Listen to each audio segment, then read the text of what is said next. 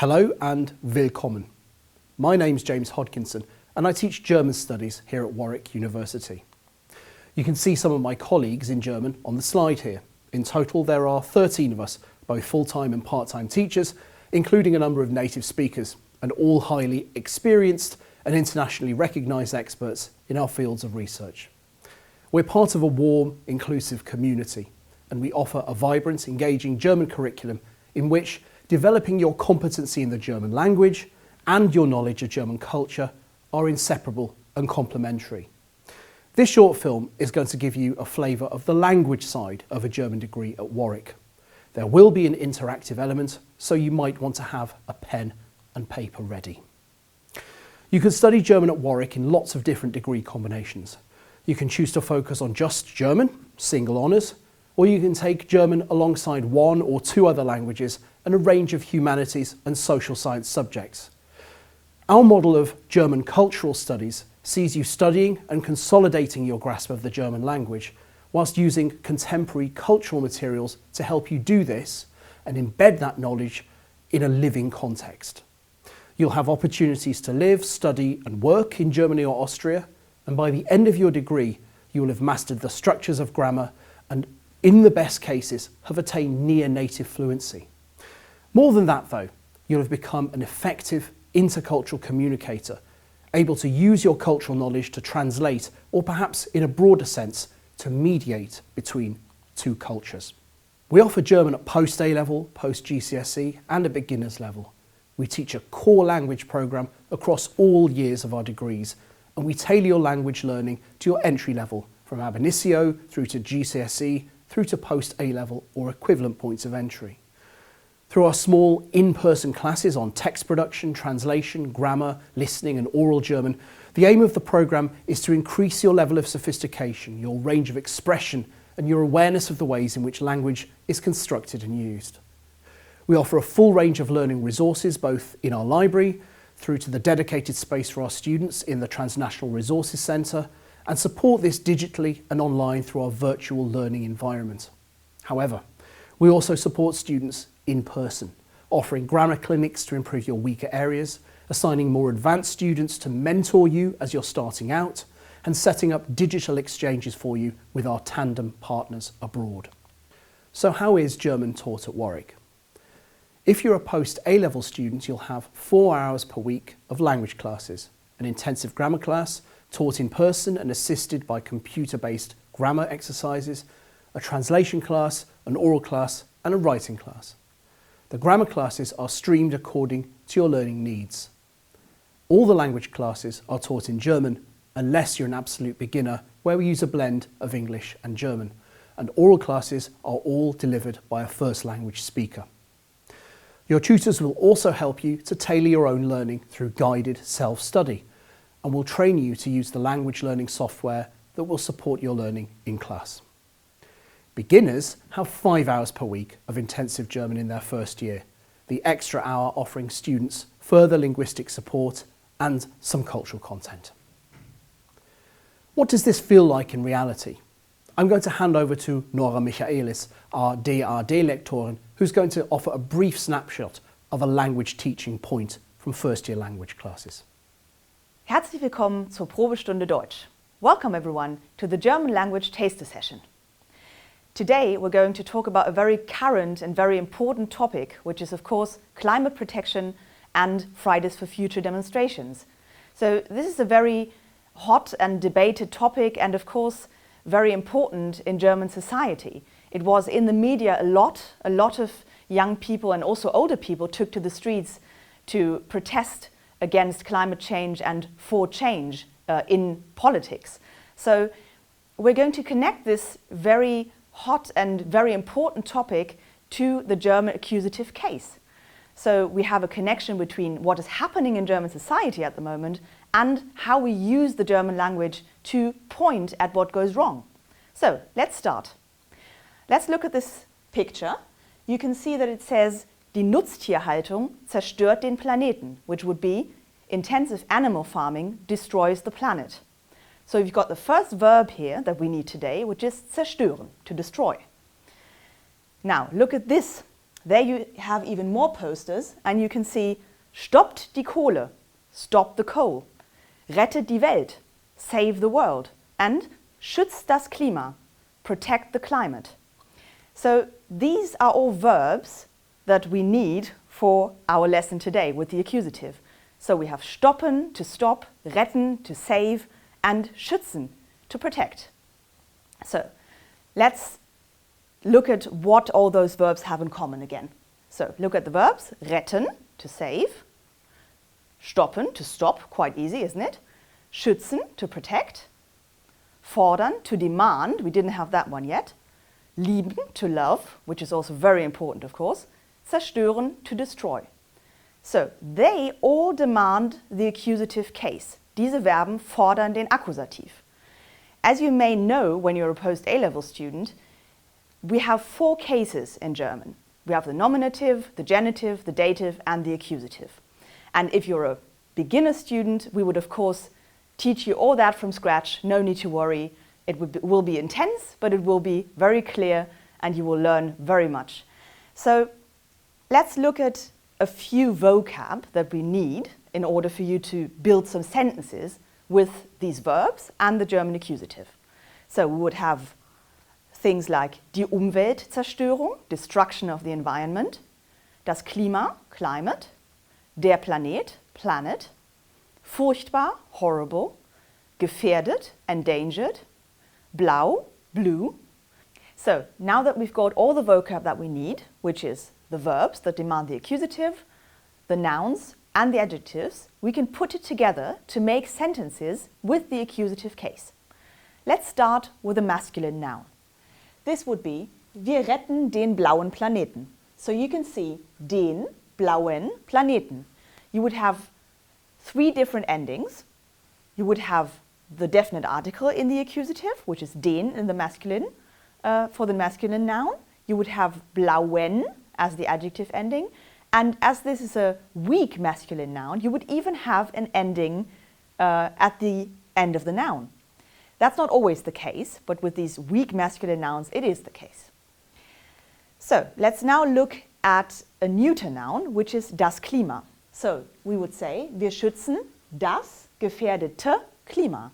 Here you can see another picture. We've got das as the definite article, which is neuter.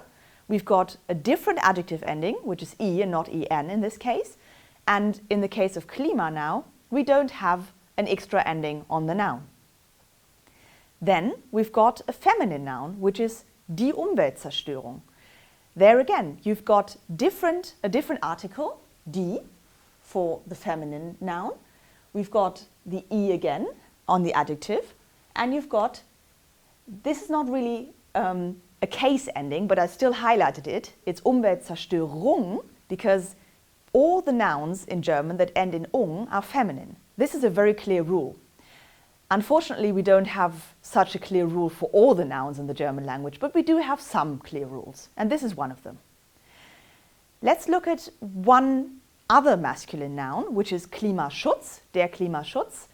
And here you can see that I've now used an indefinite article, which is einen instead of den, which would be the, and this would be in English. But you can still see that as they are both masculine, they both have the ending en, den, einen.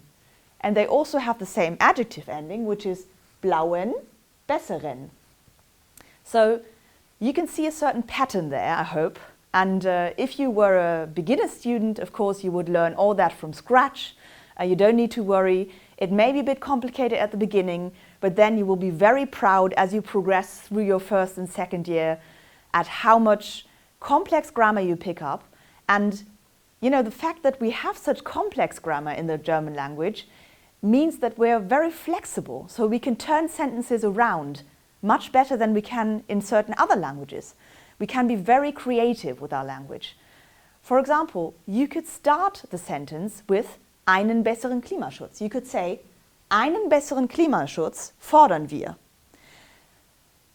This is something that you can't do in all the other languages. And you can also, if you have then longer sentences, bigger sentences, as you have these cases to help you identify what role the different nouns, the different noun phrases take in a sentence, you can be very creative and very flexible with the language. You can just sometimes you can have a dozen different structures of one single sentence. They all make sense. They all have different connotations perhaps, and that is of course a level that you would then reach in your second year or even in your final year, where you would be able to identify which different connotations the different sentence structures would have. But that makes the German language very interesting, very flexible, very creative. So now you could ask, was schützt ihr? Was fordert ihr? Was rettet ihr? So what we would do in the lesson probably is we would ask you to make your own posters, with the accusative case, where you write down what you demand, what you want to protect. And there, for example, you can see that I used, for this example poster, I used a certain verb form, which is rettet, schützt, rettet. So that would mean talking to a group of people and asking them directly to do something. So there we would not only revise the accusative, but we would even focus on a different verb form. So we would always put different grammar things together at once to make you use the language to express your opinions, to express your demands. And then we would ask you, or I would ask you in my class, to present the poster to the group, which is a great exercise because we have small language learning groups. So it would be a bit daunting perhaps, but not too much. You would just present in front of a small group, present in German, and it would help you gain confidence in the German language.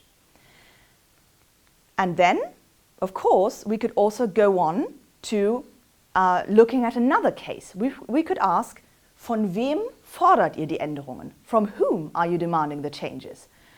And then there would be another case, the dative, that would come in after the preposition von. So you would say, wir fordern einen besseren Klimaschutz. You can see the einen besseren, the accusative here. And then the dative would come in with von der deutschen Regierung, of the German government. So that would be another case to focus on, but that's a wholly new and exciting chapter of German grammar to explore. And it's also a very important one, because by using these different cases, the German language can just be very flexible, and you can turn around sentences the way that you can't in other languages where you don't have cases. So it's actually quite exciting. At the beginning you may think, oh my God, 4 cases, but it can really help you be so flexible and be so detailed in the German language. And it's really fun once you get to the bottom of it. So I hope you enjoyed the session, and thank you very much. Thanks, Nora. It's great to see a working example of how the grammar of the language is actually inseparable from and helps to shape themes and debates that are raging today. And environmental consciousness has strong roots in German culture, and it's something that we're teaching about more and more in the context of our climate emergency. Now, you'll also have the option of spending some time learning German abroad. And at Warwick, this can involve everything from residential language courses abroad during your summer breaks through to a whole year spent working or studying in Germany or Austria. This time spent abroad gives you the opportunity to acquire a thorough knowledge and understanding of the target language and culture. It's a unique chance to experience life in a German-speaking country and to take an active part in it. Since Brexit, there have been some changes for those wishing to spend a whole year abroad.